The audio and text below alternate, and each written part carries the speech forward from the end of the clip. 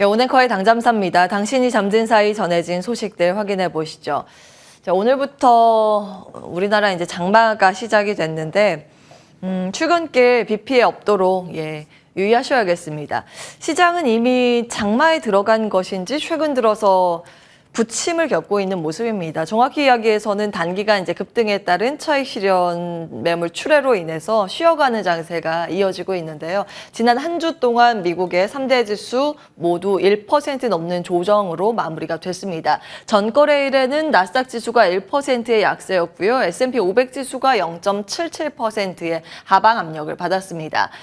시장의 차익에 대한 빌미는 경기 침체 우려였습니다. 유럽이 이제 인플레이션이 워낙 잡히지 않다 보니 강한 금리 인상이 예고되고 있는 상황이죠. 유럽의 경기 침체 불가피하다는 분석 속에서 유럽권 증시 모두 5거래일 연속 하락세를 이어갔고 그 흐름을 이어받아서 미증시도 하락 출발이 됐습니다.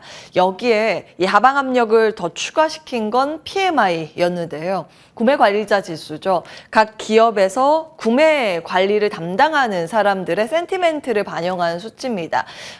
그래서 경기의 방향을 가늠하는 선행지표라고 인식이 되는데요. 이게 굉장히 좋지 않게 나왔습니다. 특히 제조업 PMI는 기준선인 50을 하회하면서 경기의 위축을 의미하는 수치가 나왔습니다. 반년 만에 이제 최저치인데 이제 앞서 말씀드린 것처럼 최근 단기 급등에 따라서 쉬어갈 자리에서 이제 쉬어갈 빌미를 찾는 시장의 분위기다. 이런 것이 이제 월가의 평가였습니다. 자, 이번 주 주목해야 할 이슈들이 또 있는데요. 파월 의장의 발언이 또 예정이 돼 있습니다. 현지 시간 28일, 29일 이틀에 걸쳐서 유럽 포럼에 참석해 이제 발언 일정이 예정이 돼 있기 때문에 지난번에 이어서 이번에도 매파적인 발언이 이어질 것이라는 그런 분석이 많습니다. 그리고 지금 시장이 걱정하는 건 생각보다 금리 인상이 더 강하게 나오지 않을까가 한 가지이죠. 그것을 가늠할 수 있는 게 결국 물가가 잡히지 않으면 또 금리 인상이 강하게 나올 수 있기 때문에 그 연결고리로 볼 수 있는 연준이 가장 중요하게 보는 물가지표 PC의 발표가 이번 주에 또 예정이 돼 있습니다. 시장은 다시 금리나 물가에 주목할 것으로 보입니다. 또 한 가지 러시아 반란이 관련 이슈인데요. 이 부분 잠시 후에 조금 더 자세히 들여다보겠습니다. 종목별 흐름 보셔도 그동안 시장의 강한 상승세를 이끌었었던 주도주의 약세가 두드러졌다는 걸 확인해 보실 수 있습니다. 전기차가 대부분 좀 밀리는 모습이었습니다. 테슬라에 대해서 투자 의견이 계속 이제 하향 조정 레포트가 이어지고 있는데요. 지난주에 말씀드린 바클레이즈, 모건 스탠리에 이어서 이번에 디지뱅크 투자 의견을 단숨에 2단계나 하향 조정을 했습니다. 매수해서 중립 건너뛰고 바로 매도로 하향 조정을 하면서 테슬라의 주가도 약세 흐름을 보였는데 경기 침체 우려감이 또 한 가지인 전기차 판매에 대한 우려감으로 해석이 되면서 다른 전기차 관련 기업들의 약세도 두드러졌습니다. 그동안 지수를 끌었었던 AI 관련 테마주의 부진도 두드러졌는데요. C3.AI 같은 경우엔 투자자의 날이 주목을 좀 받았었는데 별다른 뭔가 동력에 대해서 언급이 없자 실망 매물이 연일 나타나고 있습니다. 도이체방크에서는 매도 의견을 다시 이제 확인을 하면서 C3.AI뿐만이 아니라 다른 하드웨어 관련 기업들이 같이 밀리는 모습이었습니다. 메타만 홀로 상승이었는데요. 메타는 신고가 행진을 이어갑니다. 로스에서 합리적인 기업 가치를 이제 유지할 수 있다고 하면서 목표 주가 상향 조정을 했는데 사실 이제 메타의 주가가 요즘 다른 빅테크 기업과 차별화를 보이는 것도 좀 주목이 됩니다. 사실 엔비디아나 다른 이 마이크로소프트 등의 메가캡이 올라갈 때 올라가지 못했었던 종목이기도 하거든요. 뒤늦게 신고가 행진을 이어가고 있는 현재 국면이고요. 한국에 영향을 줄 만한 관련 지수와 ETF를 보시면 전반적으로 좋지 않다라는 걸 확인해 보실 수 있습니다. 필라델피아 반도체 지수도 2% 가까이 밀렸고요. 중소형주 중심의 러셀 2000 지수, 그리고 경기와 민감하게 움직이는 다우 운송지수, 전기차 ETF나 충전소 관련 그런 ETF, 자율주행 관련 ETF도 밀렸고요. AI 로봇 ETF도 모두 2% 넘게 조정을 받았습니다. 오늘 우리 시장도 하방 압력을 받으면서 차익 매물 출회와 매매 공방이 장중에 거셀 것으로 관측이 됩니다. 이슈 보겠습니다. 지멘스 에너지가 이제 독일에서 37%나 떨어졌는데요. 이익 전망치 철 철회 소식 때문에 그렇습니다. 이것은 자회사 지멘스 감회사에 대해서 풍력, 해상 풍력, 터빈 부품 불량 문제가 좀 지속되자 이익 전망치를 낮춘 건데요. 이에 대해서 사실 의견 좀 분분합니다. 유진투자증권 한병화연구원은 직간접적으로 영향을 받을 수 있는 국내 기업은 CS윈드와 CS베어링이지만 심리의 악화로 주가가 떨어지면 오히려 저점 매수의 기회로 활용을 해야 된다라고 코멘트를 달고 있습니다. 그 근거로는 한 두 가지 정도 볼 수 있는데, 그러니까 감회사, 이 자회사의 과거 모델 이슈이지 현재 모델이 아니라는 점, 그렇기 때문에 영향은 제한적이고 오히려 이번 건으로 교체를 해야 하는 베어링 물량이 늘어나기 때문에 CS 베어링 같은 경우에는 수혜 기대감으로 볼 수 있다라는 이야기입니다. 다만 최근 들어서 우리 시장에서 뭐 태양광이나 풍력 같은 신재생 에너지의 주가 상황이 좋지 못하고 심리적인 부분이 많이 밀려 있는 상황입니다. 여러 가지 좋지 않은 이슈들도 지금 계속해서 올라오고 있는데요. 한 가지만 보겠습니다. 제주도 이슈인데 신재생의 후폭풍이라는 헤드라인이 올라와 있습니다. 그 넘치는 전기를 감당하지 못해서 전기를 끊는 조치, 개통 제한이 거의 이틀에 한 번꼴로 올라가고 있다고 합니다. 올 들어서 뭐 풍력도 태양광도 이 날짜가 급증을 하고 있는 구간인데요. 여전히 이제 신재생이 우리나라에도 그렇고 글로벌적으로도 어느 정도가 활용이 되는지, 앞으로 이것을 활용할 여지가 얼만큼 남아 있는지에 대해서 주목을 해보실 필요는 있겠고요. 이 이슈를 보면서 이제 떠오른 것은 역시나 신재생도 결국에는 인프라가 구축되어야 잘 돌아갈 수 있겠구나, 송배전 전력이 필요하겠구나라는 부분입니다. 국내 연관되어 있는 기업들도 다시 한번 확인을 해보시면 되겠습니다. 자, 러시아 이슈 보겠습니다. 주말 사이에 좀 시끄러웠는데요. 이 바그너 그룹의 무장 반란 이슈가 있었습니다. 사실 이 바그너 그룹은 푸틴의 그 어두운 일들을 다 처리해준다고 해서 살인병기라고 일컬어졌습니다. 그런데 최근 들어서 훈련과 무기 등을 바그너 그룹에서 이제 지원을 하면서 세력이 점차적으로 빠르게 증대되면서 근 반년 동안 푸틴과 바그너 사이에서 미묘한 신경전이 이어졌었는데요. 어제 바그너의 수장인 프리고진이 이런 이야기를 했습니다. 러시아 군대가 공격을 해서 우리 바그너 부대원이 많이 사망을 했다라고 주장을 하면서 모스크바로 진격을 할 것이다 선언하고 바로 이동을 했습니다. 그런데 한 20시간 정도 지나서 벨라루스의 중재로 병력 철수는 갑자기 이제 합의가 됐는데요. 바그너 수장인 프리고진이 벨라루스로 가는 대신에 바그너 병사의 안전을 보장키로 하면서 일단 이 일은 일단락됐습니다. 그런데 러시아의 균열이 대두됐다라는 측면에서 전 세계가 아직은 집중을 하고 있습니다. 미국의 블링컨 국무장관도 이 혼란이 끝난 게 아니기 때문에 몇 주간 더 전개될 것이라고 코멘트를 하기도 했는데요. 우리가 생각해 봐야 할 부분은 증시에 대한 영향력이겠죠. 증시 전체에 결정적인 영향을 주지 않을 것이라는 분석이 지금 증권가에서는 우세합니다. 다만 우크라이나 전쟁 전개에 이것이 변수가 될지 여부는 지속해서 주목을 해야 된다라는 목소리가 높습니다. 자, 섹터별로 영향력을 좀 점검을 해봤습니다. 먼저 떠올릴 수 있는 부분이 이제 방산 섹터인데요.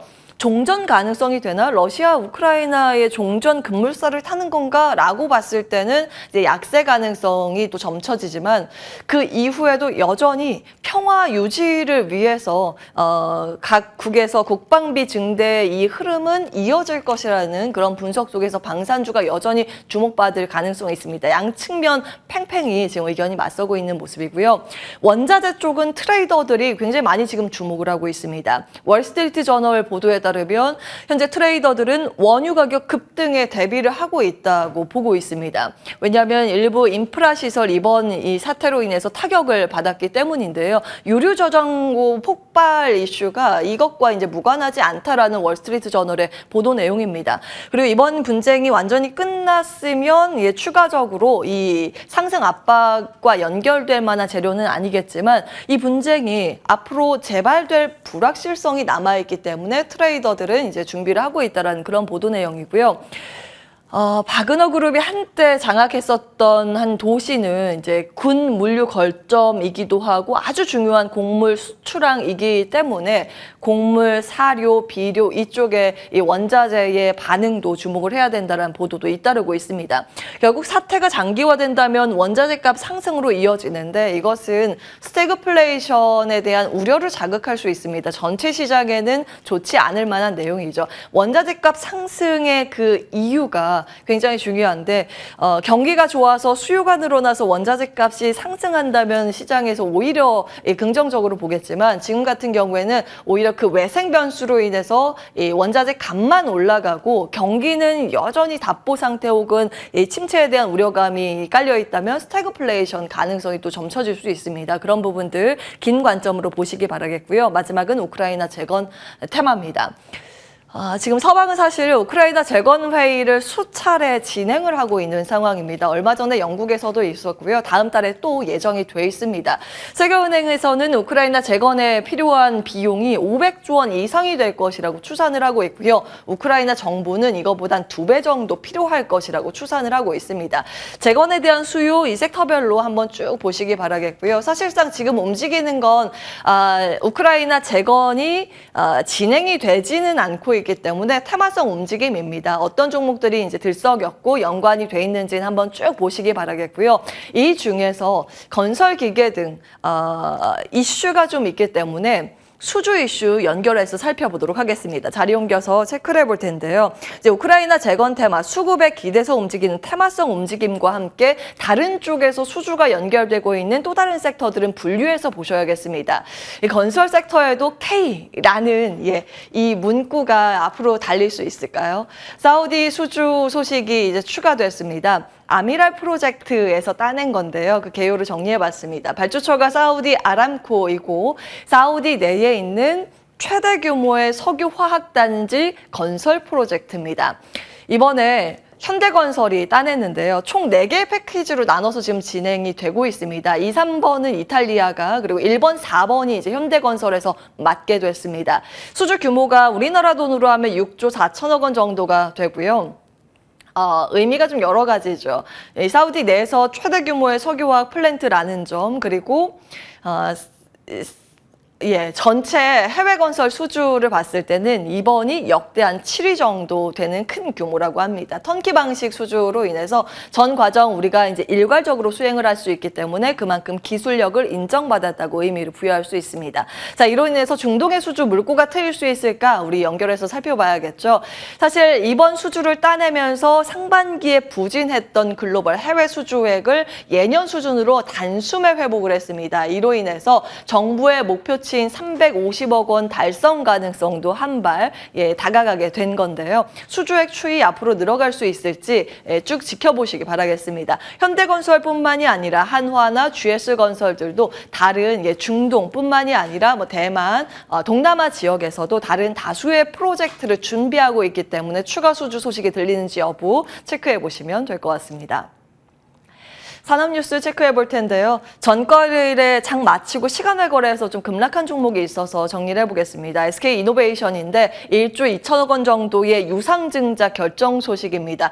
현재 총 주식 수의 한 8.8%에 해당되는 종목입니다. 왜 유상증자를 했는지 이제 사용처가 굉장히 중요한데 대부분은 수소 암모니아 등의 무탄소 사업을 위해서 편성이 돼 있습니다. 그래서 이것을 봤을 때 지금 당장 단기 주가 약세가 나올 수 있지만 증권가에서는 새로운 성장 동력에 투자를 하는 것이기 때문에 긍정적으로 볼 수 있다라는 그런 의견도 있습니다. 잠시 후에 출연자들에게 점검 받아보도록 하고요. 자, 올 여름 장마가 시작됐습니다. 장마철마다 움직였었던 테마주들 그냥 한번 보시라고 정리를 해봤습니다. 시장에서 이렇게 편성이 돼 있다 정도 참고 정도만 하시면 되겠고요. 피해 섹터는 이제 보험 쪽이 되겠죠. 같이 보시면 되겠고 한 가지 이슈가 이제 한국을 찾은 폭스바겐 국산 배터리 소부장 구매를 추진하고 있다는 보도는 있습니다. 지금 당장 시장에서 이제 기대를 하고 있는 폭스바겐과 관련돼 있는 테마주들이 시장에서 많이 분석이 되고 있긴 하지만 어떠한 그 수주 금액과 소식이 나와야 합니다. 그 부분 같이 체크해 보시기 바라겠고요.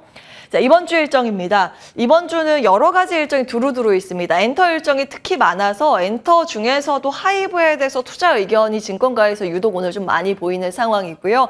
메타버스나 게임에 관련 이슈들도 좀 많습니다. 게임 출시 일정이 있는데 보통은 출시를 하면 세로 뉴스로 작용을 하는데요. 최근 들어서 증권가에서 시각은 또 긍정적으로 올라가고 있다는 점은 같이 참고해 보시기 바라겠습니다. 로봇 AI 일정도 있고 마이크론 실적 발표가 또 이번 주에 예정이 돼 있습니다. 최근 들어서 반도체의 분위기 그리고 D램 업황의 회복 분위기가 무르익고 있는 상황에서 마이크론이 힘을 보태줄 수 있을지 여부도 관전 포인트가 될 수 있겠습니다. 오늘은 여기까지 합니다. 온앵커의 당잠사였습니다.